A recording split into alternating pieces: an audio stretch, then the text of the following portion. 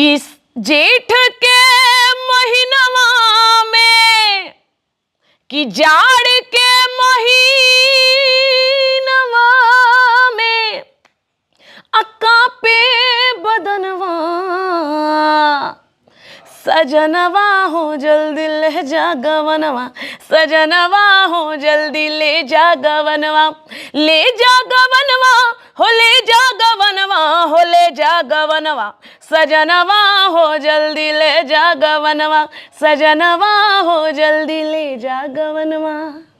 और बात करें भोजपुरी की तो जनपद देवरिया की रहने वाली शिल्पी राज जो अपने जिला का नाम तो रोशन किया, अपने जवार का नाम रोशन किया और पूरे जो कि भारत का नाम रोशन कर रही हैं। और बात किया जाए जिला का तो जिला का ये शिल्पी राज की बाद इन्हीं का नंबर है अनामिका त्रिपाठी का, जो कि इस समय